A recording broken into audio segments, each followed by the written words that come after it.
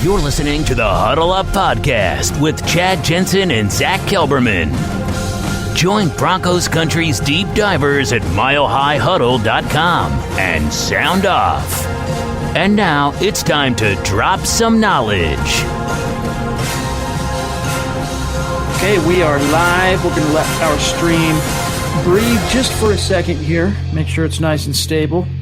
Welcome in, everybody, to the Huddle Up Podcast, presented, as always, by Mile High Huddle, powered by Overtime Media. I'm your host, Chad Jensen, and with me, as always, returning from a day off of podcasting, my partner in crime. You know him, you love him. He is Zack Kelberman. Zack, did you enjoy your day away from our awesome listeners? Did you get a chance for some R&R? How you doing, bro? I'm doing pretty well. I woke up to the Cowboys, the Broncos signing a former Cowboy, so that was interesting. It's kind of like my universe is colliding. But, genuinely, I do miss talking. I do miss talking Broncos, Chad. I miss connecting with you. I miss connecting with our listeners. I'm always happy when it's Wednesday after our day off or, Sunday after Saturday and Friday to get back on here and talk Broncos football. Indeed. We start getting the itch. We need to get back on and talk some shop. But, yeah, today we want to, as we kind of march beyond the draft and start looking at how this roster is going to shape up, we had a little bit of news that dropped in between, and that's always the way it rolls for us, right? We take a day off, news day, which is ironic because we're kind of the news of the three podcasts at MHH. We're the one that mostly deals with the news, right? But we're going to get to that. The Broncos signed not an offensive tackle, not a veteran cornerback, a defensive lineman. We're going to get to that here in just a second. And what better person to ask about this defensive lineman than Zack, who covered him last year as a Dallas Cowboy. So we're going to get to that here in just 1 second. First, though, guys, just a couple of really quick matters of business. Make sure you're following the podcast on Twitter at HuddleUpPod. That's how you keep your finger on the pulse of what's happening with the show in real time. And while you're at it, make sure you're also following the main account at Mile High Huddle. So many of you have done both, and we really appreciate it. But especially if you want to stay on top of everything, you got to follow the at Huddle Up Pod. And if you're a Super Chat superstar, it's especially crucial because we want to be able to connect your YouTube account with your Twitter account. So take care of that business when you get some time. And then a gentle reminder, go to huddleuppod.com if it's feasible for you, if you're in a position to do so. And get yourself a hat, get yourself a hoodie. I just ordered a hoodie. It just arrived, in fact, yesterday. I'll show you guys. MHH State of Being. Oh, this way. The State of Being hoodie. Got myself one. Really stoked. And there's the mug. There's tees. There's tank tops. There's masks. I got a mask on the way, too.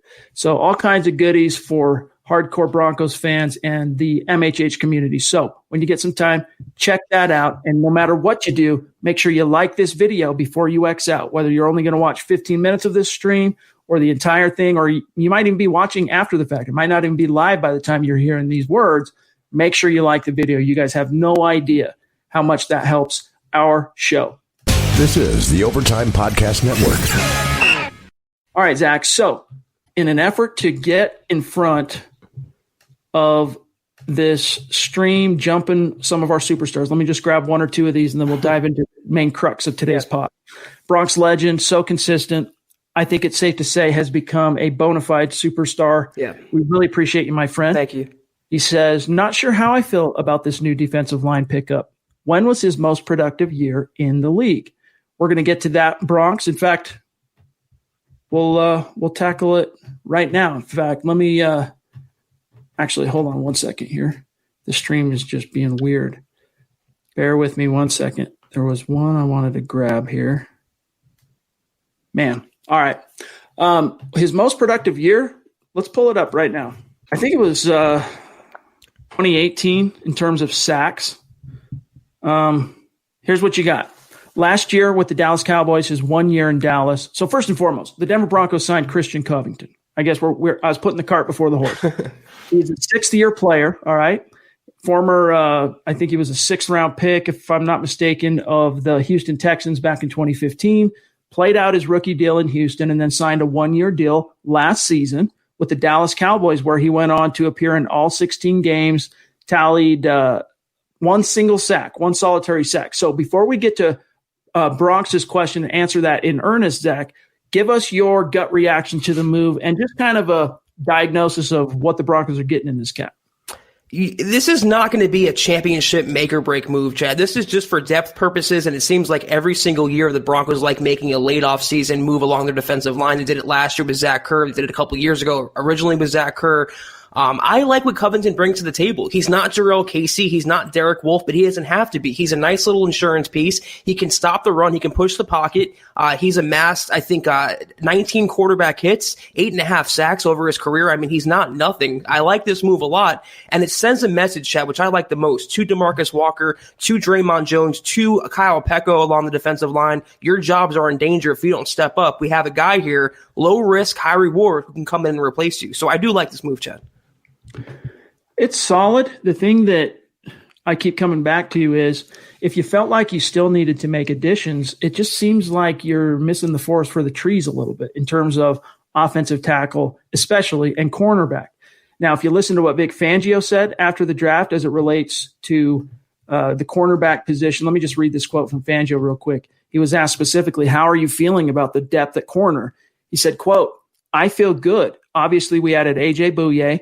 We took the Iowa corner, Michael Ojemudia. We have a bunch of young players that we acquired last year, like Duke Dawson and Devontae Harris. Those guys all need to develop. They're at the stage where they need to prove whether they're worthy or not to play in the NFL. And I think two of those guys will come through. We have Bryce Callahan coming off the IR list, so we'll have a good group to play with, close quote. Zach, undoubtedly, they'll have a pretty deep collection of young guys with potential in spades. What they're missing, though, is proven production at corner. So I wonder why, defensive line, they have some bodies there. It was a curious move. It was, like I said, it seems like in the John Elway era, they have this trend of adding defensive linemen. But this is the thing. He signs to such a low contract, Chad. If he doesn't work out, you cut him with no financial ramification. If he does work out, you have a potential contributor in a Vic Fangio system. I would have preferred they sign Jason Peters or Prince Amukamara, but, this is the way Vic Fangio operates. He targets one side of the ball in one area, and he kind of tries to hammer that home, and Elway seems to trust him. We'll have to see how that one transaction turns out, though, and if it's not the first, or not the last to come, I mean. Yeah, I'm looking at the press release here that the Broncos sent us.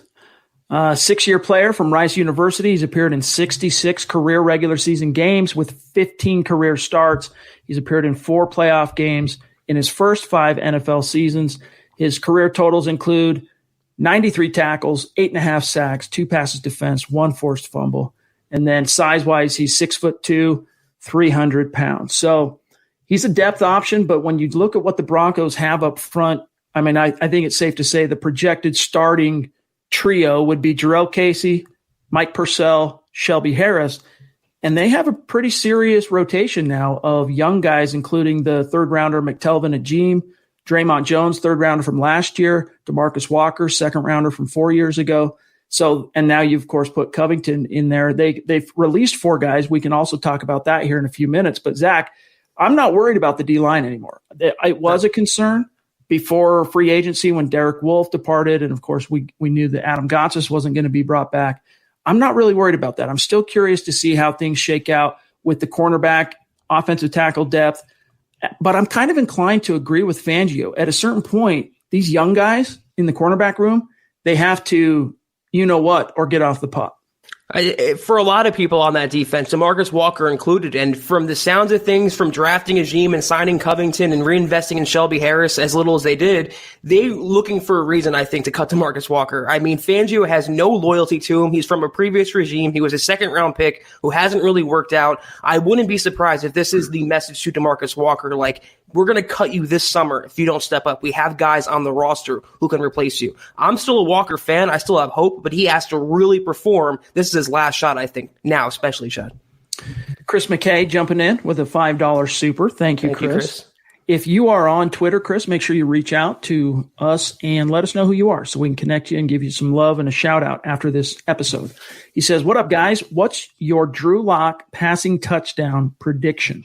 So for 2020, let me do a quick exercise in arithmetic really fast. Bear with me one second, guys. So Drew Lock, what did he finish with? 7 touchdown passes in his 5 starts, if I'm not mistaken, right?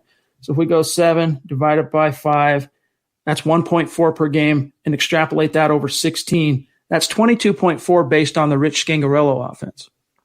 All right. That's solid, right? You can make some hay with that. Now you inject not only the speed that the Broncos brought to the table in this draft, Jerry Jeudy, KJ Hamler, Albert O, but also Pat Shurmur's offense, which prioritizes the chunk play and the deep shot and the vertical aspect of spacing. And it's going to be really interesting to see how it all comes together. We talked about this before the draft, and my answer was somewhere similar to Jay Cutler's 2008 campaign in which he made the Pro Bowl for the Broncos, somewhere like 24 to 26 touchdowns. My answer remains the same as and I still think that would be a really impressive second year, but it could end up being gangbusters. Also, an improved offensive line, Chad. That's the biggest factor here. If they can keep him upright, I don't see why, good or bad, win or loss, he can't put 28 touchdowns on the board. And that's not that much per game when you extrapolate it. That's less than 2 per game over a 16-game season. In this offense, with the weapon he has, with the mentality that he has, with the arm that he has, I'm setting the over-under at 28. He can go up to 35. He can really have a giant year, win or lose. If there are winning games or losing games, just the mentality he likes to bring to the table, get rid of the ball, launch it downfield. I see 28 being the barometer, Chad. One of our core superstars, George, jumping in from the very, very top rope. We love you. We appreciate you, George. Thank you, George. $20 super. That means the world to us, and you know that. Christy reporting. She got her MHH mug today. Awesome. Let us know how it looks. Let us know from a quality control perspective. Is it look nice and sharp? We'd be curious to know. I know mine's still on the road to me. Zach. I don't know about you if you've received yours. Mine will be here in a few days. I'm excited to see how the final product turned out. All right, let me see here. Bear with me 1 second. And there it went. All right. I hate it when it does that. I got to find a new system for this that doesn't bog us down. Goodness gracious, Stu. Wow, Stu. Mount Rushmore. His face is etched in the MHH. Mount Rushmore. We love you. We appreciate you. Very generous, super, Stu. Humbly. Thank you. Thank you so much, my friend. He says, the Broncos defense, is it going to be top 10 this year? I think it has a chance. It really does. But there still are a lot of questions that remain unanswered at this stage and so many new faces. I mean, think about when 2019 ended. Chris Harris Jr., Devontae Bosby was on IR, Callahan on IR. You were seeing Devontae Harris, Isaac Yiadom, Duke Dawson. This is going to be completely remade in terms of the starting trio. I say trio, but the top 3 corners, right? In AJ Bouye, Callahan, Fangio's still bullish on Callahan being good to go this year. We'll see. And then probably Bosby. But again, I maintain the Michael Ojemudia pick in round 3, pick 77 overall. He's a sleeper for me. He's a guy that I think I wouldn't be surprised if he storms into training camp whenever that ends up happening. John Elway, by the way, maintains that he still thinks it's going to be in July. We'll see. I wouldn't be surprised to see him leapfrog a few guys who've at least been in Denver a little bit longer than him, like the Yiadoms of the world and the Dawsons and the Harris. Well, break it down. What's the Broncos' biggest, weakest link on defense? All 3 phases. Defensive line, I think they're pretty good there. Linebackers, they're pretty good on the outside, Chad. They're pretty good with A.J. Johnson. Their cornerback, the secondary, they have 2 great safeties. They have starting caliber corners. They have pretty decent depth there. Todd Davis, though, I mean, he's the weakest link, but if they use a draft pick on Justin Strnad, if he can beat out Davis for the starting job, he offers the athleticism needed to cover tight ends. They don't really have a weakness in that case. So top 10 defense should be expected. Top 10 offense, that would be a goal. But top 10 on defense in the Vic Fangio system, Chad, when they were trending in that direction last year, and they have so many pieces coming back, including Bradley Chubb, I think it's the expectation, not the hope. I agree. I mean, this could be a very formidable defense if all of the dominoes fall the way the Broncos hope that they will on paper, sitting here at the end of April. So we'll see. But I think it would be an upset if they don't at least finish somewhere in the top 10. But, I mean, what was it? 2017, they were one of – it was 2017. They were one of 2 teams to finish in the top 5 against both the run and the pass. The only other team that year were the Minnesota Vikings, who everyone can remember got all the way to the NFC Championship game with Case Keenum, the Minnesota Miracle, et cetera, et cetera. Broncos didn't even make the playoffs. That's how bad the offense was that year. The defense carried them. And that's why you've seen John Elway's mighty change of heart over the last 2 drafts especially.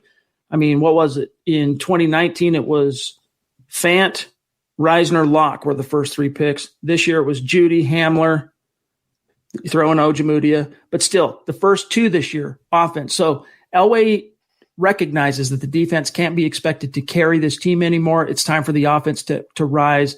And I think if they do that, I mean, if you get a, let's say, fringe, even just within the top 10 defense, like a top 9, top 8 defense for the Denver Broncos, and a Drew Lock offense with Pat Shurmur that is even in the top 15, right, I think that's a playoff formula. Yeah, I mean, one hand washes the other. The offense doesn't have to be world caliber, but if they're just average, if they don't go 3 and out, they don't constantly put the defense on the field or in precarious situations, there's no reason why the defense shouldn't be top 10. If they can reach those categories and those milestones under Vance Joseph, who's to say they can't do it under Vic Fangio? It's the expectation. It's not the goal. Well said. Let's grab Tracy here, jumping in with a $10 super. Thank you, Tracy. And by the way, Tracy, if you are on Twitter, make sure you reach out to us. Let us know who you are so we can follow back and show you some love. Appreciate that super chat. It says, love you guys and all that you do. Thank you. We love you too. Why do the media keep trying to pimp these Bammer quarterbacks on us? Oh, wait. No idea. Maybe clarify on Alabama? Well, I'm trying to think like Gamer? And in the news, Gamer quarterbacks? I don't know. You had that whole Aaron Rodgers thing that is it a boomer quarterback? Chris Krause that from Heavy that had published on Monday, but that was just pure speculation. There's no there. I'm not sure exactly, Tracy, but if you comment again more specifically, we're happy to absolutely answer that question with gusto, my friend. And in the meantime, we'll grab Yesa. And Yesa, I like the name. That's a cool handle. Make sure you reach out on Twitter. Let us know who you are. We'll connect. Appreciate that $20 super chat, my friend. From Hawaii. He says, yes, sir. Excited as you know what. Aloha, Broncos country.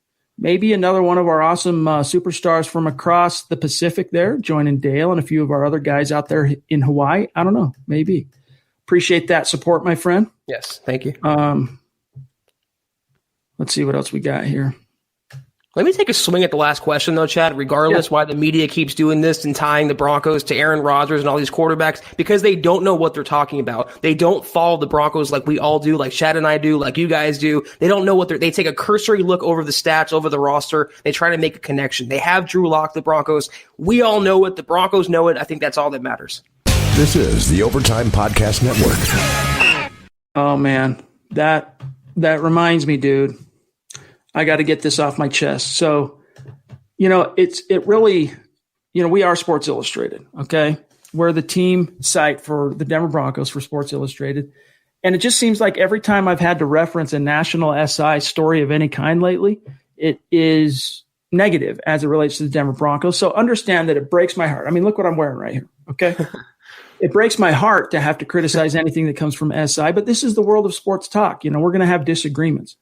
One thing that came across my orbit today was SI released their first post-draft power rankings for the NFL. And the way they did it is they took all the major NFL analysts back at the corporate office in New York City, and they did a poll.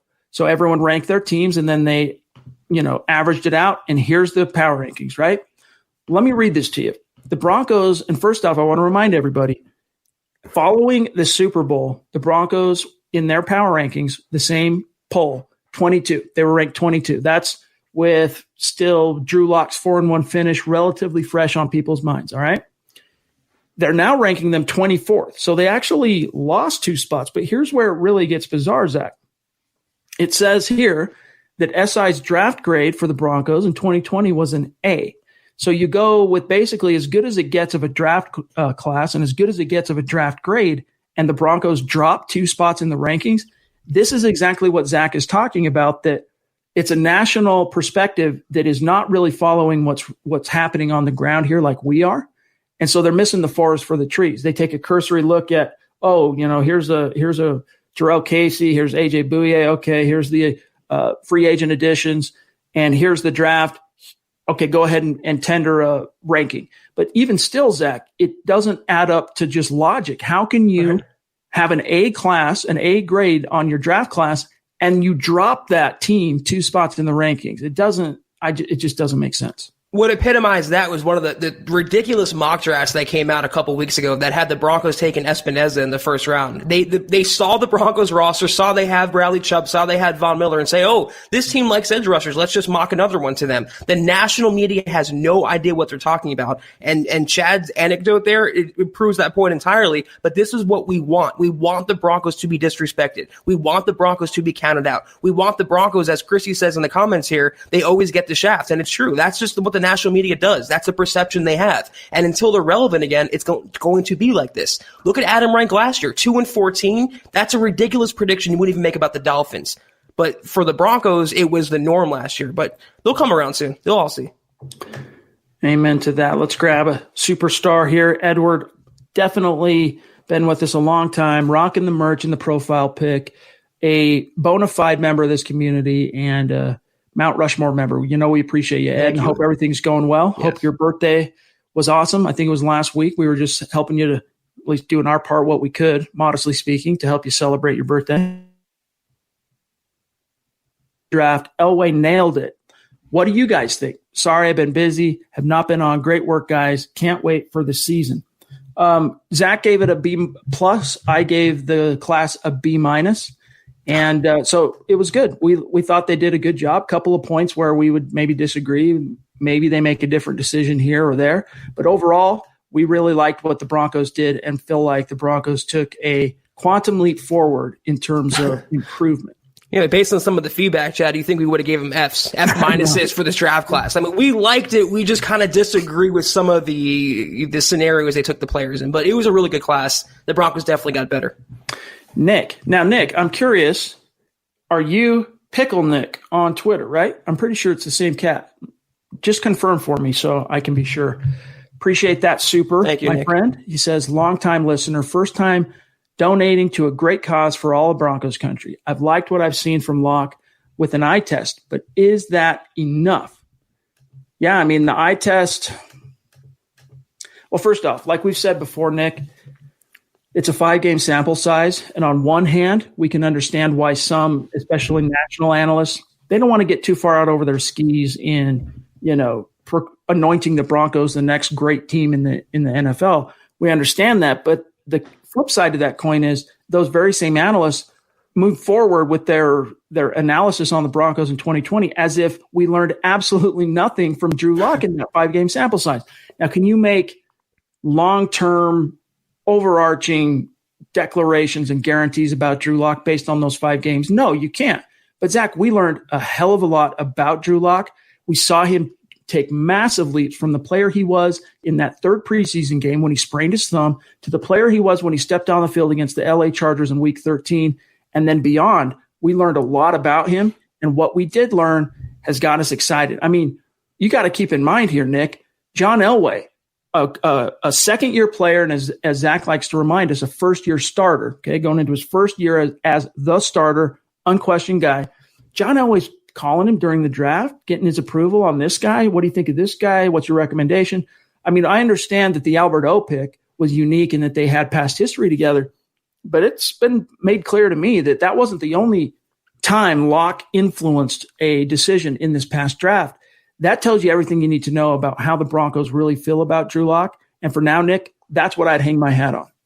The eye test is one tool, but there's no end-all be-all. You cannot judge a player or a quarterback or anyone in the NFL based off of one tool. But if you have a set of working eyeballs, if you have a functioning brainstem, you saw Drew Lock over 5 games last year show himself to be hopeful. He can be a potential franchise quarterback. He earned the right over those 5 games, and that's pretty indisputable to say he gets to be the starter for 2020. And just like Chad said, it's the point I was going to make. If Elway's going to that extent, if he's bending over backwards to placate a guy who, for the most part, hasn't proved anything in the NFL as a quarterback, considering the misses under center and the Elway error, it's a big deal. And Drew Lock deserves to be the guy based on what he showed last year. It doesn't entitle him to immunity for a decade, but for 2020, he deserves to be the guy based on what he showed and based on we all saw over those 5 games.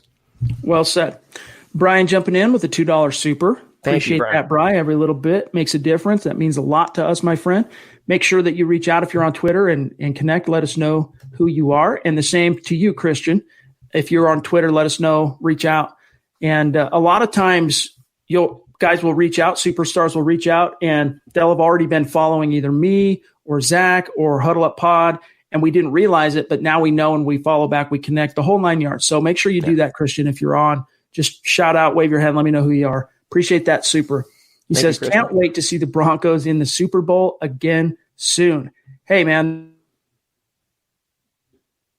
especially for fans who have been just absolutely deprived of positivity for the last 4 years, and it's really fun to ride this wave. Now what we need is for all of the outside circumstances that have been influencing our society over the last 6 weeks to continue to resolve in a positive way, so we can get back to the product on the field as soon as possible. Absolutely, Chad. I'm not going to say the Broncos are going to be a championship team in 2020, but I will say if Locke develops as Denver expects him to, the Broncos will be in the Super Bowl in the next 5 years. That's not so much a hot take or a bold take. That's what having a franchise quarterback under center does. That's what having a defensive genius does as a head coach, and all the additions they have together. If these ingredients can marinate, the recipe should result in a Super Bowl appearance the next half decade. Christy jumping from the top rope. MHH. There you go. There you go, from Mount Rushmore. We really appreciate that, Christy. Thank you, Christy. You don't have to do it. Your support means everything to us, and it just blows us away every time how much we're just grateful and thankful to have each and every one of you, but our superstars in particular, man. As far as the podcast goes, keeping the lights on, we really appreciate you. Single-handedly. Yeah. And before we address that, Zach, she's also letting us know here that the image on the mug, everything looks good. She's going to post a picture on Twitter. So we will absolutely retweet that. But to her point, Zach, that some more depth is needed. Do you see? I concur. I'm still, listen, on one hand, I agree with Fangio that guys need to step up, these young guys, right? A lot's been put on their plate, but at the same time, it's the NFL. You got to step up to the plate. But also, AJ Bouye, I don't even know how well you can say that Bryce Callahan has proven. Maybe that sounds like a hot take, but, he had one really good year, right? Then he hits free agency. But even that one really good year with the Bears, he missed the final 3 games because of that foot, and then he misses all of last year. Bouye, in other words, my opinion is Bouye is the only proven commodity the Broncos have at corner. So if they were to make an addition, my opinion, Zach, is it's probably not – they're going to wait to see how the competition shakes out and resolves a little bit in training camp, probably, before they make any other addition. I would thought maybe after the NFL compensation deadline passed, they'd be, wanting to make a move, but that wouldn't have affected Amukamara anyway, considering he was cut. He wasn't a free agent. But, Darby's out there, or Logan Ryan's out there, Amukamara's out there. There's some cornerbacks on the market. I would like one more veteran because I don't want to rely – I like Bosby. He's a little unproven, like Chad said. Callahan, he's a figurative person until proven otherwise. The cornerback they drafted, Amuja. What's his name, Chad? How do you pronounce his name? Ojemudia. Okay, I always mispronounce it. He's definitely unproven. He's raw. Yadam's unproven. They need one more veteran guy. And who better than Amukamara, who thrived like Callahan under Vic Fangio? And for what it's worth, Fangio pronounced it Ojemudia. So this is the Overtime Podcast Network. Wow. I don't know. Even some worse of these names this year are really hard to get down. I still haven't really tried to master Albert O's last name. We had a pronunciation guide. Well, the Broncos actually provided one in their press release. Here's how you pronounce it, but it's still it's tough, man. Like if I were making a video, I would get it down, but in a live setting, I'm gonna have to wait till I get that a little bit more confident rolling off the tongue before I start trying to say anything other than Albert O. Brett jumping in with the $10 super. Thank you, Brett. And make sure, Brett, that you reach out on Twitter so we can connect. Hello, gentlemen. Who do you think will cover Tyreek Hill and Henry Ruggs? That is an excellent question. I don't know yet. I don't know how they're going to handle those speed guys other than to bracket them with a safety over the top. I don't think there's one corner necessarily on this roster that can cover them. The name of the game for both those guys, if you're the Denver Broncos or any team going up against that speed, is you need to press. You need to press them and make them prove that they can win off the line of scrimmage. Buy yourself time for the rush to get there. Buy yourself time for the coverage to take shape. I think in the initial phases, Zach, until a bona fide stud or two rises up from in this cornerback group, that's the best you can really hope for. I'm not too worried about Ruggs just yet. He's going to take a little bit to gel in that system, I believe. But Tyreek Hill, he's going to be a problem regardless. A couple things come to mind. They can bracket, like Chad said, they're going to have to double or bracket him over the top with Boye and a safety like Justin Simmons. Or I'm thinking if Callahan is healthy, because he's the slot guy, he's the quick twitch guy, he's the speedy guy, he's going to play on him, he's going to press him on the line of scrimmage and then have Justin Simmons behind him. But it comes down to Vic Fangio scheming around Tyreek Hill. And like we always talk about, you're never going to shut down the Chiefs entirely. You're never going to hold Mahomes to a goose egg. You have to limit them and then make up the difference on the scoreboard with your own offense. Jeff Green jumping in with a interesting point here. He says 12-4 would be so awesome, but that's aggressive for such a young team. Might take time to learn the playbook and form chemistry. I'd love to get to 10 wins is what he's saying here. And I think it's very possible. You're right. There are some moving parts, a lot of new faces, a new scheme on the offensive side.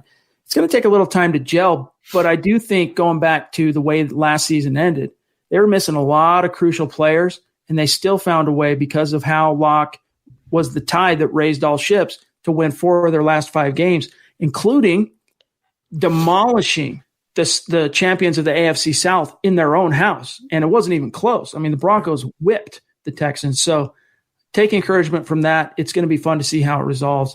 Mike jumping in with a $2 super. Thank you, Mike. I'm pretty sure I know who you are on Twitter. We connected yesterday. I did the math. I figured it out. So we tagged you on the BTB tweet after the fact. Appreciate that. He says, keep up the great work. We will definitely do our best, my friend. Let's see what Dave has to say here. And Dave, another reminder, if you're on Twitter, reach out. Appreciate that $10 super. Dave. Been hearing fans in chat groups clamoring for us to bring in Cam Newton. My initial response is no. Your thoughts? What, Zach, is that motion? No. Just no. No way. On one hand, Zach, here's the thing. On one hand, something happens to Drew Lock. You got all this talent now on offense. Jeff Driscoll is your fail-safe. He's the only thing keeping the Broncos from disaster if something happens to Lock. So on one hand, I can understand how it might be in the team's interest to go out and add a more proven backup, but I just don't think it's going to happen. And it sure as heck isn't going to be a former MVP like Cam Newton. It's just they're not going to muddy the water that way for Lock. I mean, first of all, if Locke goes down, the Broncos season's over regardless, Chad, no matter who the Broncos backup quarterback is. Second of all, they have enough talent on offense in the running game and at receiver and tight end to win with Jeff Driscoll in a fail-safe and in a pinch opportunity. I think they can get by, but no on Cam Newton. No freaking way on Cam Newton. All right, so Nick, Nick is helping us to translate. Let me go back to that super from Tracy. What Tracy asked us. Why do the media keep trying to pimp these quarterbacks on us? What he's getting at, and I think he's right, is it seems like anytime a free agent, they try and connect Jameis Winston to Denver. They try and connect Cam Newton. The Heavy.com article trying to connect Aaron Rodgers if he really ends up being as disgruntled as everyone thinks he's going to be over the Jordan Love pick, et cetera, et cetera. Nick and Tracy, here's the reason for it, though. What has Elway done since Peyton Manning hung up his cleats? He's done nothing but, until Locke, try and Band-Aid this situation with a veteran stopgap, a fail-safe. Case Keenum didn't work out. Well, we can even go back farther than that. Mark Sanchez, disaster in preseason, turned the ball over left and right. Next up, it was Case Keenum. I wouldn't call it a disaster, but it was definitely a swing and a miss in terms of, he started all 16 games. He was solid, but did he justify the $18 million he made that year? Absolutely not. Joe Flacco, the trade, was a complete whiff. So that's why armchair kind of lazy national analysts, you quickly go, oh, Jameis Winston's a free agent, Denver. Oh, Cam Newton's a free agent, Denver. And it still surprises me, though, with how well Drew Lock showed in those final 5 games that people are still doing it. I mean, you can even go down Austin Davis, Brock Osweiler, Paxton Lynch. I mean, the Broncos have tried to put these Band-Aids on these, as you say, Chad, bullet holes, and it hasn't worked out. They finally have their franchise quarterback. Why would they go to the well with a guy who missed the entire season last year? He's not the same talent, Cam Newton, as he was in the Super Bowl, as he was the last decade. He's washed. And I wouldn't want him alone based on the way he types, Chad, based on the way he talks. Those hieroglyphics, it's really annoying. I want that far away from Denver. Amen to that. By the way, guys, I'm curious. On my side, the stream just froze Zach for a second. if you guys saw that, let me know. I think everything's okay. I don't want to freak anyone out here, but I'm just curious how that's going to come out in the watch. We want to make sure the stream stays steady. Again, I'm hardlined into my router, so hopefully everything's okay here. All right, let's grab here a simple comment, and thanks, James, for helping to clarify Tracy. John saying lazy national media. It's true. That's all it is. I mean, God bless Sports Illustrated. Nothing but love for our colleagues in the corporate office there, but do better. If you're going to drop the Broncos 2 spots from their post Super Bowl power ranking, you better have a bulletproof rationale. You can't give them an A grade in the draft and then drop them 2 spots in the power rankings without having some kind of a significant justification, and there was none. Vinay here says, Bleacher Report projects we go 9-7 as well. Don't focus on national rankings. Top 10 defense with, at worst, a 16th ranked offense will be a wild card team for sure, kind of like the Vikings in the NFC North. Zach, let them sleep. Let the national media continue to sleep on the Broncos. It does nothing but play into their hands. You want to talk about lazy, though? I mean, you can connect Aaron Rodgers all you want based on his contract. He's untradeable, uncuttable, unretirable. He's not going to be moved from Green Bay for at least a couple of years or so. But like these national media types, they take a cursory look over the Broncos roster. They see a fairly unproven guy in Drew Lock. Oh, let's give him Cam Newton. Let's give him Jameis Winston. It just is lazy analysis. And you know what, Chad? 9-7 is the floor. There is no reason why they can't go at least 9-7 after going 7-9 last year with Joe Flacco for 8 games. Zach, do me a favor and jump your stream all the way down to the bottom and see what kind of answers you get back from this. Let me know, guys, if you guys are getting any kind of delay on Zach. I'm going to stay where I'm at so we don't miss any of the superstars. But just check on that for me. James is saying here, NFL coaches wouldn't be as petty as I would be, maybe Adam Gase, LOL, but I would be printing these power rankings, hot takes, and analysis and be pinning it up everywhere in the facilities. Amen, dude. Amen to that. And this time of year, they're probably, they're not even in the building, but you can guarantee that a guy like Vic Fangio in his first team meeting when training camp kicks off, maybe not in OTAs, we'll see how that even takes shape, but in training camp, that first team meeting, he's going to have a presentation, he's going to have his projector up there. It's a pretty safe wager to assume that he's going to have something to that effect of some of the doubters and naysayers across the national landscape on the Broncos. T says, I'm not sure how Chad can give us a B- and then say we're going to be 7 points better. Oh, here we go. I don't know if I want to reopen this can of worms because it's just chasing tails, but guys, it's as simple as this. There were points in that draft that I would have preferred. I could think of 3. The Broncos would have zagged instead of zigged like they did, okay? But the players that they got, they're not chopped liver. They still got really good players, hence the B+ from Zach and a B- from me. So 7, maybe you could say that's being a little too optimistic based on where they finished last year, but I think it's definitely within the realm of the possible considering just the impact Jerry Jeudy and Lloyd Cushenberry are going to have on this offense, Zach.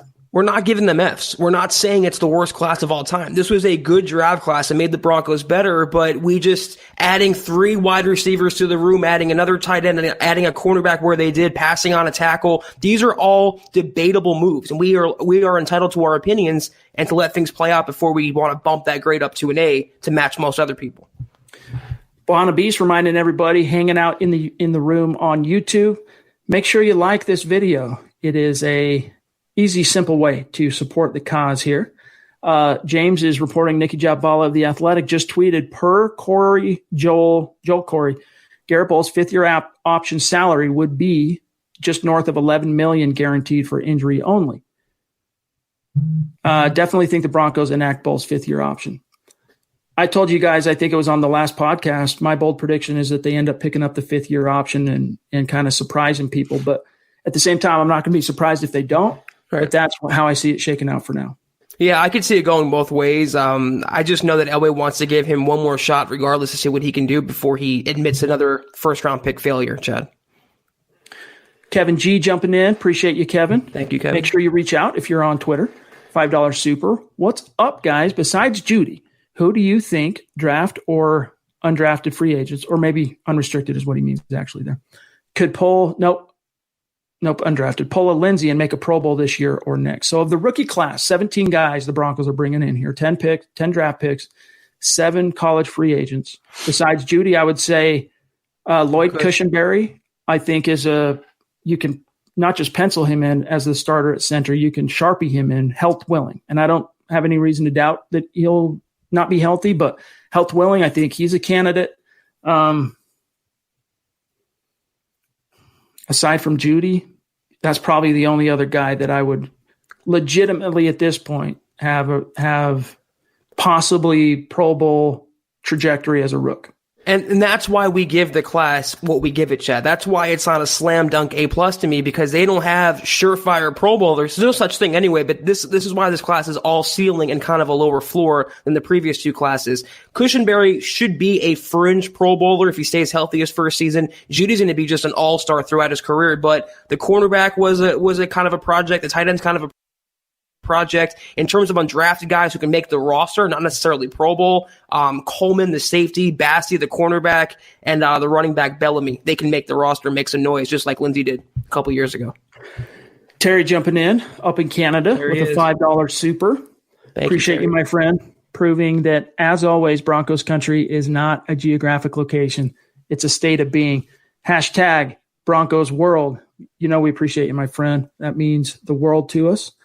Brian, I don't know why you miss us, man. We're still podcasting 4 days a week. In fact, last week we did 5 podcasts when you count one of the Friday night draft stream in which we were on that first 45 minutes. So it's good to see you. Dylan is saying, can't wait for Noah Fant this year. Yep. Great point, because even though you got Albert O coming in to kind of push that competition, it'll be interesting to see how they utilize him as a rookie. But Noah Fant's my candidate to take that kind of Cortland Sutton-esque leap in year 2, Zach.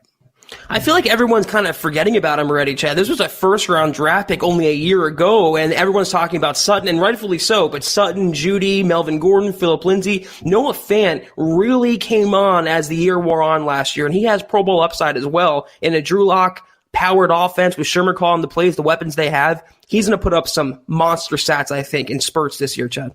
Yep, I agree. Machiavelli, the GOAT, jumping in. It's good to see you. It's been a while since we've seen you. Yes. Really appreciate that generous super chat, my friend. If you're on Twitter, reach out, because I type your name out after every super chat podcast that you're in, but I can't tag you because I don't know if you have a Twitter account. So reach out and let me know. Appreciate you, bro. He says Broncos are heading in the right direction. Both Zach and I agree with that 100%. I'm excited for this season, and you two are the GOATs of Broncos coverage. Well, thank you, my Appreciate friend. that. We really coming from the GOAT himself, that's high praise. That's right. Red John jumping in. Hey, if you're on Twitter, reach out. $5 super. Appreciate you, my friend. He says here, I've enjoyed watching John Elway evolve and adapt as a GM. Do you feel he gets more heat than is deserved? What separates him from others is the ability to evolve. I'll agree with you on one hand that he does show a propensity for being able to kind of stick his foot in the ground and pivot when it's going. I mean, you saw him do it after Super Bowl 48. You're seeing him do it again now. But no, I mean, when you have 3 consecutive losing seasons and 4 direct missed seasons after winning a Super Bowl, the heat is going to be justified. Not all of it, not the extreme hot takes out there, but the pressure that he's feeling right now is justified. And if you can't handle the heat, you get out of the kitchen. Elway's not a guy that can't handle the heat. He can handle the heat. He's a Hall of Fame quarterback. He'll be fine. Exactly. That's very well said, Chad. The only thing I'll add to that is I think Elway actually gets more of a leniency compared to other GMs because he's a Hall of Fame quarterback, because he's John Elway. And this happens especially in Denver, where he pretty much owns the team there. But the quarterback decisions, his personnel decisions, his drafting before 2018, he is the GM. It all starts and stops with him at his feet. He absolutely deserves the blame, but he also deserves the credit for turning the Broncos around, as we'll see this year. Robert says, do you guys think Cushenberry will be a week 1 starter, and what impact will he have? I do think he'll be a week 1 starter, and I think you'll continue to see, as far as impact, you got a serious 2-headed monster in that running back duo with Melvin Gordon and Phillip Lindsay. I think you're going to see that running game kind of take a step forward based on last year. It looked good at times in 2018. It regressed last year, unfortunately, with Rich Scangarello as the OC. I think you'll see it take a step forward, and I think you'll see also a guy by the name of Drew Lock have pretty decent amount of time to throw. And here we go here, Zach, from I Said Eat Your Cereal. Say it together, guys. Albert's name is pronounced Okwebunam. Okwebunam. Okwebunam. Okwebunam. Okwebunam. Appreciate that, my friend. I'll repeat that in my mirror, just like Drew Lock recites plays. That's right. All right, let's grab Jeff jumping in with the $5 super. Appreciate you, bro. Jeff. Yo, guys, who's in more trouble? Royce Freeman, if Levante Bellamy is legit, or Deshaun Hamilton due to the great wide receiver depth now? Ding, ding, ding, ding, ding. Denver Broncos for life. I think both of them end up making this roster if I'm making a bold prediction now. But if I had to choose between one of those two, I'm probably going to choose Royce Freeman being the odd man out, even though he's a higher draft pick. He's a third-round pick as opposed to Hamilton was a fourth-round pick in the same class. But Levante Bellamy is legit. Like, he's going to turn some heads, especially once you get to the preseason and he's carrying the lion's share, him and Royce Freeman and Khalfani Muhammad, because they're going to rest Gordon. They're going to rest Lindsey.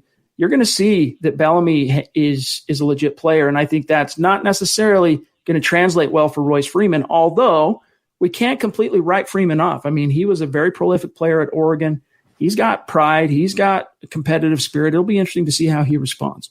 To me, it has nothing to do with draft pedigree, Chad. The Broncos drafted 3 wide receivers. They drafted no running backs. So they have to feel a little bit comfortable with Royce Freeman in the backfield. I just happen to think Deshaun Hamilton hasn't proven as much. The Broncos know what they have in Freeman. Yeah, he's a higher draft pick, but he is what he is. He's a bruiser. He's an early down back. He's pretty dependable in that role. Deshaun Hamilton, he's had drop problems. He's struggled to get on the field. The Broncos have just a glut of wide receivers right now.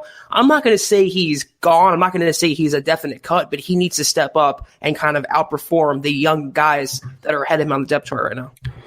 Mark jumping in saying that I was watching 104.3 The Fan opinion on the draft and Bowles. I don't like Bowles, but they kept saying that he will get Locke killed. He doesn't get his QB killed. He just kills drives. Yeah, I think, if I'm not mistaken, from the time Drew Lock entered the starting fray, week 13 on, Garrett Bowles surrendered 1 sack on Drew Lock. So his point is correct. How often have you seen Garrett Bowles just whiff completely and the quarterback gets crushed? I can't even think of one off the top of my head. It's the drive-killing penalties, and it seems like, and I think the Broncos are banking on this, that he started to turn the corner on that. And Mike Munchak is helping him to play with more poise and to play with more discipline. We can only hope that he begins this next season the way he ended last season. We were just talking about this, chat, before we went on live. Mark Schler's comment about the Broncos draft, he was killing them for not taking a tackle, and he's kind of had an axe to grind against Garrett Bowles. So it's not surprising that outlet itself is critical of Bowles and the Broncos. And you can't really deny it based on Bowles' play. We're hopeful he can turn the corner and be just a reliable, consistent, average tackle, but some outlets and some people have their opinions set in stone. Brett, okay, good to know, my friend, and thank you for that donation again. I will find you after the podcast. Good to know. Thank you, Thank you, Brett. JL Avenger checking in from Costa Rica, from paradise, as he is wont to say. He says, greetings from Costa Rica. Good to be back. The Covington signing is good to give depth to the defensive line. Do you think the Broncos go on free agency for a left tackle, or will they keep with the Bowles-Wilkinson decision? Based on the tea leaves and the tonality and what we're hearing from Elway, it sounds like they're going to let the chips fall between Bowles and Wilkinson at left tackle. Only time will tell. Maybe similar to cornerback, like we were talking earlier in today's podcast, Zach. Maybe the Broncos wait till training camp rolls around and just kind of see how it resolves with their own eyes, and then make a decision on whether or not to use some of that $17 million or so in remaining cap space post signing their draft picks to decide whether or not to add a veteran mercenary. I could see that strategy being employed at cornerback, Chad, but tackle, when you're so thin, when Elijah Wilkinson, who's so awful at tackle, is your primary backup for both guys who are unreliable, it's a bad situation to be in. I would be stunned if they don't acquire, trade, or sign a tackle before training camp or right as training camp starts. Jason Peter is still out there on the open market. Cordy Glenn, Calvin Beachum, who knows Mike Munchak from Pittsburgh. Cut Jeff Hireman, spend $4 or $5 million, and give yourself some insurance behind Garrett Bowles and Juwan James. It's a no-brainer move, and it has to happen. Very nice, Glenn. Very nice, my friend. And I really apologize, guys, if it is me freezing, if these bugs that I'm seeing on my side, Zach freezing. if that's from me, I don't know what else to do except call my internet provider and say, hey, what's going on here? Maybe I can upgrade. I don't know. But I'm plugged in directly wired into my router. So I'll take a look at that because quality control is paramount to the Huddle Up podcast. So bear with us on that. Apologize for it not being a perfect stream. And let me jump up here to Johannes Boss. Did I pronounce that correctly? Johannes or Johannes? Appreciate that. Super. If you're on Twitter, reach out. Is there any word on us signing a veteran corner? No word other than Vic Fangio saying, Zach, that he's comfortable with where they're at right now. With cornerback, he wants to see the young guys step up. I mean, they didn't sign Amukamara. He was on the market for almost 2 months, and they used a high-round draft pick on Ojemudia. Am I pronouncing that? Okay. You got it, bro. Yeah, I'm all good. So it says to me they don't want Amukamara. I think a tackle is more likely on the open market than a cornerback right now. Evan jumping in with the $5 super. Thank you, Evan. My friend. And Evan, you've been a long-time supporter of the show, long-time listener, and a superstar. Are you on Twitter? Because I can't think that I know your Twitter handle, so let me know if you are. Appreciate that, super. Colin Cowherd only gave 4 teams an overall A grade for the entire offseason, draft included. What grade would you give the Broncos for the entire offseason? That's a good question. Man. Mine's easy. Go ahead, Zach. I'm going to say A-, a B+ for the draft and an A- for free agency. Jarrell Casey and Boye alone, the 4th and 7th round picks, that's an A+, but I didn't agree with the Driscoll signing. I didn't agree with the Melvin Gordon signing, at least the money they laid out for him. So A- for free agency and a B+ for the draft, and A- offseason. Great job by Owe overall. I would say it's an A. It's in the A grade, A-, A, something like that. Like Zach said, again, it's interesting that we can say, for example, we didn't really love the Melvin Gordon. We got, I guess, some hate on the Melvin Gordon thing. We weren't homering out on that. Nick Van Ent I didn't like so much. I mean, I understand it, but with the collection of talent the Broncos already had, I kind of questioned that. But even still, the trades they made, getting Bouye for the 4th round pick and getting Casey for a 7th round pick, I mean, they knocked it out of the park. You worry a little bit about losing Wolf. You worry a little bit about losing Chris Harris. But overall, and also getting Shelby Harris back for a song. And yeah, 1-year deal. But still, I mean, so it's an A. And I think overall, when you combine the two, it being an A, man, that really is what the Broncos needed. We talked about going into this offseason, Elway needing to one more time crush an offseason to put the finishing touches on the rebuild. And I think the early returns would indicate that he did that. It was almost like we come to expect Elway having an A free agent period or an F draft or an A draft and an F free agent period, but they had both this year, Chad. Elway did good in both, and he's building this team smartly from the ground up, from the inside out, and kind of supplementing the roster with veteran players. So A overall, very, very satisfied with the direction they took this year. Evan says, jumped back in again. Thanks, buddy. He says, Broncos, one of those teams. That's why I like him. Talking about Cowherd, naming 4 teams with an overall A offseason. Yeah, I mean, Colin Cowherd is the one national voice, completely unbiased, so not counting like the Shannon Sharps of the world, the Terrell Davises of the world, but he's the one national voice that has been – he's high on what this team looks like with Drew Lock at the helm. So interesting to hear that. One of 4 teams with an A offseason. I wonder what the other 3 teams were, though. Yeah, I'd be curious to know. I don't listen to Colin, so if you guys want to, Evan, if you want to listen in on that, we'd be curious.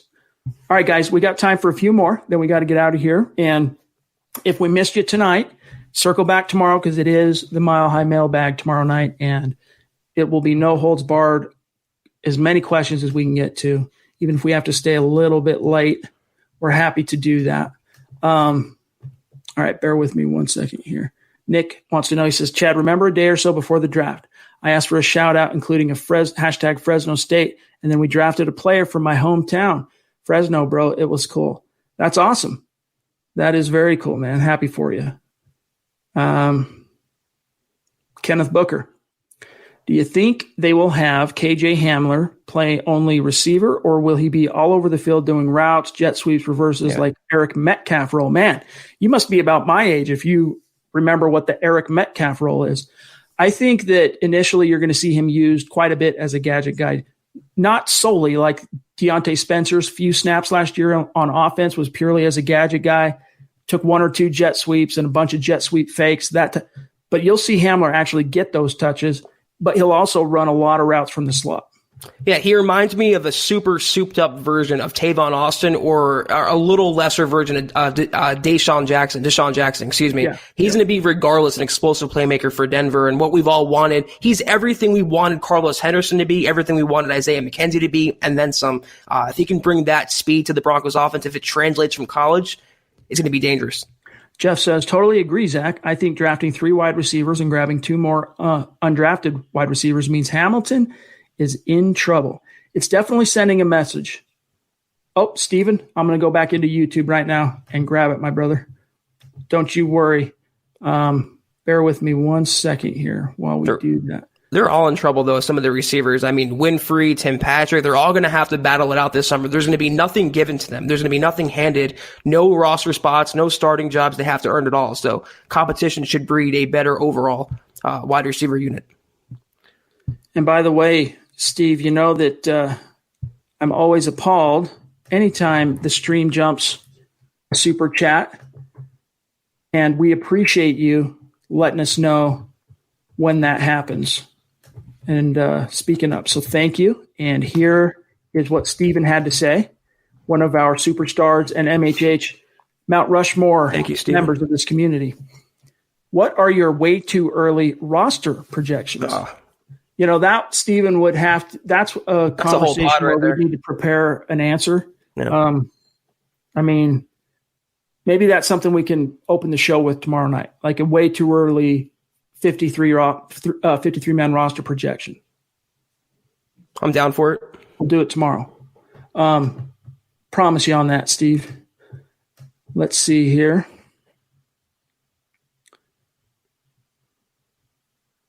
Natisha saying, I think Deshaun Hamilton is being slept on. He was developing into a reliable receiver at the end of the season. It's worth noting, to piggyback on that he really seemed to have a strong connection with Locke those final 5 games. Everyone got better, though, with Locke in the under center, Chad. Even Devontae Booker was making plays with Locke under center. So I want to see Deshaun Hamilton show that consistently if he makes the team before I'm on his bandwagon again. Alvin jumping in, $20 super. Thank you, Alvin. You've been really consistent, and you've only been with us, from what I can gather, 2-3 weeks, and your outpouring of support means a lot to us. It's made a big impression on us, so thank you. Yeah, thank you. Alvin says, I hope AJH? What is AJH? KJ Hamler, maybe? Yes. Makes it to be a solid, dangerous human joystick. Yeah, you guys think back to, now I don't want to curse Hamler here, but what did they call Isaiah McKenzie? The human joystick, right? I was thinking Dante Hall. But between his, right, he was the original. Yeah. But between his struggles hauling in punts, right, he was the muff king that one year, was it 2017? He had 6 muff punts, right, 1 year before they finally just benched him. And just kind of a lack of maturity, he didn't gel. Now, Hamler, I think between the years, he's one of those guys that represents kind of what the Broncos are looking for. Maturity, high football IQ, passionate, prioritizes football, all those things. So I think his talent is, we're going to be able to see it on the field. Hashtag Muff King, Chad. That's the next slogan we're going to put on a t-shirt soon. But Isaiah McKenzie's being used pretty well in Buffalo, though. He went on to have a change of scenery there. He's being used as a running back, a scat back, a wide receiver. KJ Hamler is a souped-up version of Isaiah McKenzie, so he's going to be better. Deshaun Hamler, I keep saying Deshaun Jackson is a closer comparison to Hamler than Isaiah McKenzie. Yeah, and for what it's worth, I know that Jackson is a player that Hamler has modeled his game after. So it's no coincidence that connection, that you're making that connection. Pranked Films jumping in, $5 super. Appreciate you, my friend. Thank you, Pranked. And it's good that we were able to connect on Twitter, so I know exactly who you are. People don't understand, this is going to be the first year we have actual competition at wide receiver and tight end with players who aren't injured and depth on offense. Yeah, I mean, that's a fair point. Regardless of anyone who, like myself, that was slightly critical of the Albert O pick in the 4th round or mystified by it, whatever, at least he's bringing that 449 speed to the table at tight end, and you got Van Nett. So 2 healthy, fresh bodies contributing to the banged-up guys like Hireman is almost always injured. Not necessarily on IR like Butt's been for 3 years, but guy that's banged up, has a hard time staying healthy. Fumagalli redshirted his whole rookie year, but we need to say nothing more. Austin Fort missed all of last year. So that is an underrated aspect, Zach. Injured or not, healthy or not, they're all unproven, though. So they're going to have to prove Hamler, Alberto, Ojemuda, all these players on offense and defense, they can play at the next level. If they can, I'll eat the crow of the criticism I'm giving out. But it's true that competition should make the Broncos better overall because they're only going to keep the best players. And, one sword sharpens another, so to speak. JL Avenger, I'm not sure exactly what you're thinking, but if you want to reach out to us, milehighhuddle@gmail.com. I don't know if you have your own podcast or something like that. Zach and I would absolutely be open to doing whatever. We'll talk about it. So reach out, milehighhuddle@gmail.com. Steve, we will get yours tomorrow. I promise you. We'll open the show with an early prediction. So count on that for sure. All right, one or two more. We got to get going. Evan says, my Twitter is flooded with ex-girlfriend stuff. So my advice, Evan, is create a new account, bro. Easy peasy, lemon squeezy. All right, couple more here. Let's grab Zach. Zach, it was really cool to connect with you on Twitter, my friend. Appreciate that support. He says, just to support my favorite podcast, Shermer plus Shula plus Locke plus offense equals # hot stuff. I agree, man. It's going to be really fun to see how this takes shape, Zach. # a lot of points on the scoreboard in 2020. All one word. Amen to that. Nad Ludlow, you are so consistent. You've become one of our superstars, and we really appreciate you as well, my friend. Thanks, guys. Appreciate you as always. Make sure if you're on Twitter, though, Nad, we haven't been able to connect, so reach out and let me know who you are. Evan, again, jumping back in, the other three teams were the Tampa Bay Bucks getting an A offseason grade from Colin Cowherd, the Colts, and the Browns. Packers were the only team to get an F grade. Ouch. Interesting. I do like what the Colts did, though, in the draft. Chris Ballard, their GM, is just incredible through the draft. They got Phillip Rivers. They improved the defense. They improved the running game. They're going to make some noise this year, I think, Indy, in the AFC South. I don't know. Didn't they trade up for the Wisconsin running back in the first round, though? Taylor? Yeah. That's one move. I'm like, I don't know, man. Take the pressure off Rivers? Yeah, I get why they would want the running back in the first round. Like, my question is trading up for a Wisconsin running back. I mean, Melvin Gordon, I guess, kind of broke. He's been a success story for Wisconsin, but I still have post-traumatic stress from Monte Ball. That's a good point. All right, two more, and then we do have to bid you a good evening, Broncos country. Adidas Freak, $2 super. Thank you, my friend. Good to see you. # Denver Broncos for life in Minnesota. There you go, guys. # state of being, baby. Adidas, reach out if you're on Twitter so that we can connect, my friend. All right, and here is the last one. Then we got to go for today. Alvin chipping in again and reminding also, support the cause organically by simply liking this video. That's a simple, easy way to support the show. And Alvin, thank you for your generosity. We appreciate you so much, my friend. Just one last check through. All right, guys. That's got to do it for tonight. We'll be back in the saddle tomorrow, so don't you worry with the Mile High mailbag. If we missed you, we assure you we will do our best to get your questions tomorrow. Make sure you're following the podcast. Let me do that one first. @ Mile High Huddle on Twitter and the main account @ Mile High Huddle. Steve, we will open tomorrow night's show with a pre-organized. We'll each put together a 53-man roster projection. We'll grab yours to open the show. Then we'll open it up to the questions. We'll have to do that pretty rapid fire going through our 53-man projection and just get it out there because, of course, Thursday night, it's all about the Mile High mailbag. So we'll get that out early and often. When you get some time, guys, check out huddleuppod.com. Pick out a piece of swag that you like that fits your needs and your personal likes and whatnot. It's another way to support the cause. And make sure you're following my partner here, Zack Kelberman, on Twitter, @KelbermanNFL. Myself, @Chad and Jensen. So we'll be back tomorrow night, 6:15 Mountain, 8:15 Eastern. And until then, Zach, have a great night, my bro. I will see you tomorrow night, Chad. To piggyback off Steven's question, though, I got some tweets today, too, about some questions for tonight's pod. Anyone who's watching, if you are the ones that send me those tweets, we will get to those questions tomorrow, the top of the show. We don't want to miss you guys. It's all inclusive here. So those tweets that I got today, tomorrow's episode. A mile-high salute to our Super Chat superstars tonight. You guys mean the world to us. And each and every one of you who took the time to join us tonight and contribute to the conversation in the chat stream. Even if we didn't feature one of your questions or comments, you make an impact on this conversation one way or another, and we really appreciate it. That's and, right. Of course, a hat tip to Buona Beast, the mayor of our Mile High Huddle YouTube community, keeping things moving in the chat stream. All right, guys, we got to get out of here. For Zach, I'm Chad. We'll talk to you tomorrow night, 6:15 Mountain, 8:15 Eastern. You've been listening to the Huddle Up Podcast. Join Broncos Country's deep divers at milehighhuddle.com to keep the conversation going.